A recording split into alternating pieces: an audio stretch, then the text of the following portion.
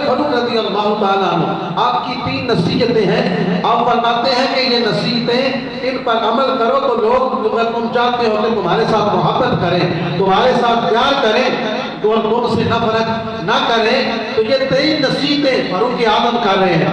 हज़रत फारूक आज़म आप फरमाते हैं कि पहली नसीहत ये है, जब तुम कहीं से गुजरो, तुम्हारा गुजर किसी मुसलमान भाई से हो, तुम उसे कहो अस्सलामु अलैकुम व रहमतुल्लाह। जब ये कहोगे, उसके दिल में तेरी मोहब्बत पैदा होगी, वो तेरे साथ प्यार करेगा।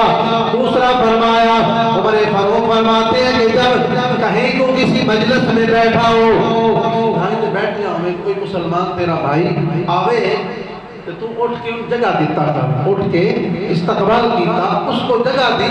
अगर जगह है भी, यानी वो जगह पे बैठ सकता है, फिर भी आने वाले भाई को थोड़ा सा प्रोटोकॉल दो, थोड़ा सा उठो, थोड़ा सा अपनी जगह से हटो। तो ये चीज भी जो दूसरा मुसलमान भाई है उसके सीने में आपकी मोहब्बत पैदा करेगी। और इसी तरह नबी पाक सल्लल्लाहु अलैहि वसल्लम जो है वो एक दिन बैठे थे मजलिस में, एक सहाबी रसूल आए, हुजूर ने उठकर उसे जगह दी, हुजूर खड़े हो गए, जगह दी। तो दूसरे सहाबी ने अर्ज़ की, या रसूल अल्लाह, जगह तो पहले भी यहाँ पे दाएं में काफी बैठी पड़ी थी, आप अपनी जगह पे क्यों हटे हैं? हुजूर ने फरमाया कि हमें अपने मुसलमान भाई को इज्जत देनी चाहिए, थोड़ा सा इधर उधर रिश्त जाना चाहिए, उसमें कोई बंदे की तौहीन नहीं होती बल्कि इज्जत में इजाफा होता है।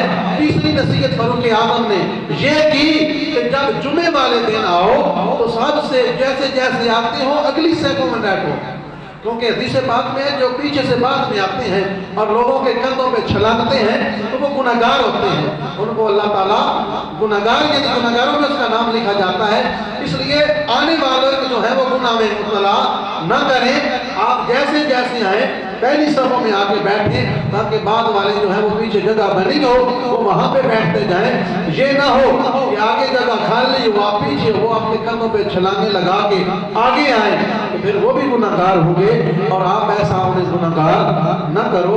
तो ये 3 नसीहतें फारूक आज़म रज़ी अल्लाह ताला अन्हु की थी, जिससे आपके हवाले से लोगों के दिलों में मोहब्बत पैदा होगी।